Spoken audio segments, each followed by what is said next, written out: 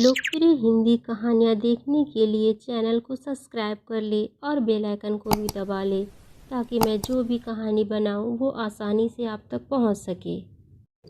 जोधपुर गांव का रहने वाला मोहन एक हलवाई था। वह एक मिठाई की दुकान चलाता था। उसकी दुकान भी बहुत अच्छे से चल रही थी। उसके परिवार में उसकी माँ, उसकी पत्नी और एक छोटी सी प्यारी बेटी थी। वे लोग अपना जीवन खुशी खुशी बिता रहे थे।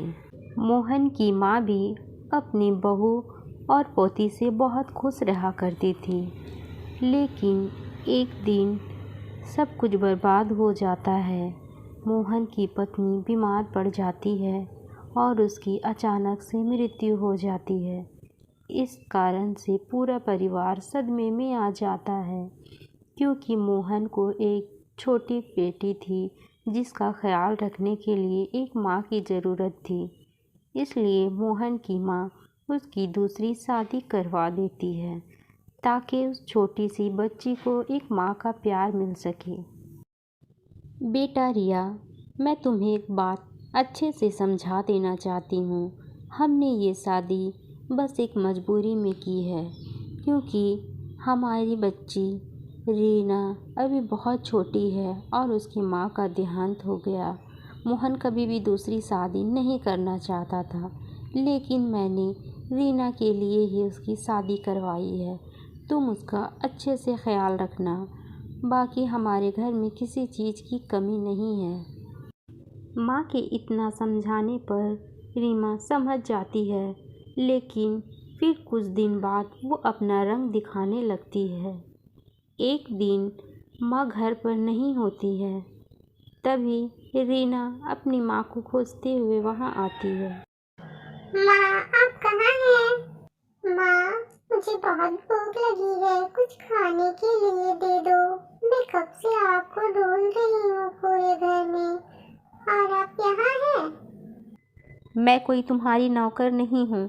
जाओ, किचन में जो बचा पड़ा है निकाल कर खा लो। जब भूख लगता है मुंह उठाकर मेरे पास चली आती हो।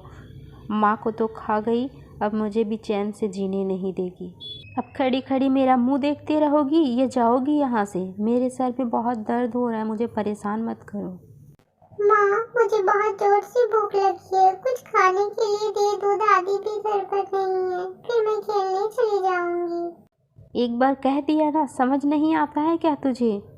कान बहरे हो गए हैं? जा खुद से जा निकाल कर खा ले, मुझे ही परेशान करती रहती है। माँ के साथ ही मर जाती तो ज़्यादा अच्छा होता। मुझे परेशान करने के लिए यहाँ छोड़ कर गई है। बहू, ये क्या तरीका है बच्चे से बात करने का? क्या इसी दिन के लिए तुझे इस घर में लेकर आई हूँ? रुक आने दे आज मोहन को, तेरी सारी हरकतें बताती हूँ मैं। बच्ची खाना मांग रही है, कोई उससे इस तरह बात करता है? अरे करमजली, बिन माँ की बच्ची है। तुझे इसलिए नहीं लाया था कि इसे डांट फटकार करे, बल्कि एक माँ का प्यार दे सके, इसलिए तुझे लाया था। आज रुक, तेरी सारी हरकतें बताती हूँ मैं मोहन को। शायद तेरी इसी कर्म के वजह से शादी के इतने सालों बाद भी तेरी गोद सूनी है, तुझे कोई औलाद नहीं दिया ऊपर वालों ने। चल बेटा, मैं तुझे खाने के लिए देती हूँ। इस कर्मजली को यहाँ रहने दे, इससे कुछ मांगने की ज़रूरत नहीं है, मैं हूँ ना। तुझे कुछ भी ज़रूरत हो बेटा मुझसे मांगा कर, इस कर्मजली के मुंह मत लगा कर।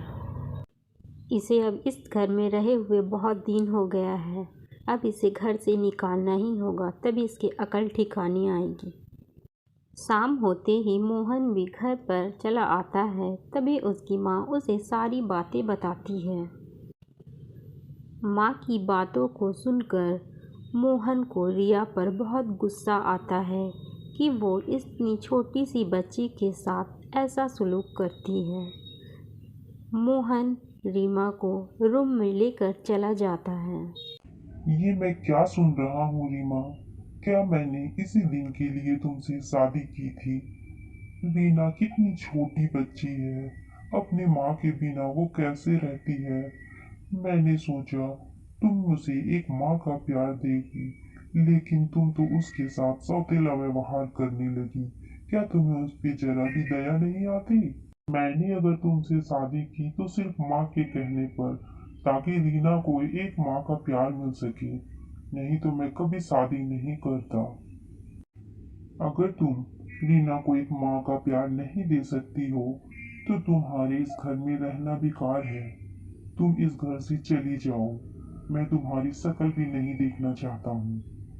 मोहन की बातें सुन रीमा डर जाती है और बहुत रोने लगती है। मेरे साथ में ऐसा नहीं करो। मैं मानती हूँ कि मैंने रीना के साथ बहुत बुरा किया है। उस बच्चे के साथ मैंने बहुत अन्याय की है। मुझे उसकी सज़ा ज़रूर मिलेगी, लेकिन मुझे इस घर से मत निकालो। मैं तुमसे वादा करती हूँ कि अब कभी भी रीना के साथ कोई गलत व्यवहार नहीं करूँगी। उसे अपनी बच्ची की तरह रखूँगी।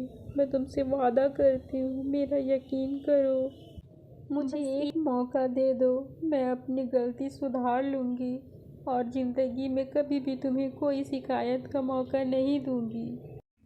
रीमा, मैं तुम पे कैसे यकीन करूं? मुझे कुछ समझ नहीं आ रहा है। बताओ, माँ घर पर नहीं थी, मैं भी नहीं था, और बच्ची के साथ तुम ऐसा कर रही थी। अगर दोबारा से ये सब हुआ तो इसका जिम्मेदार कौन होगा? तुम ही कहो।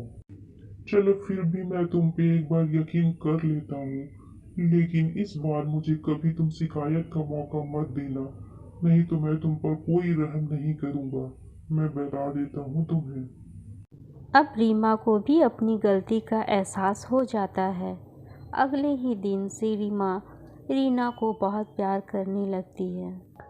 बेटा रीना, ये जल्दी से खा लो, तभी तो तुम स्ट्रांग बनोगी, तभी तो बच्चों के साथ खेलोगी ना। रीमा और रीना हंस हंस कर बातें कर रहे थे और रीमा उसे खिला रही थी। पास में ही खड़े उसके पति मोहन और उसकी सास देखकर बहुत खुश हो रहे थे। अब सभी को ये यकीन हो जाता है कि रीमा सुधर चुकी है और रीना को एक माँ का प्यार देगी।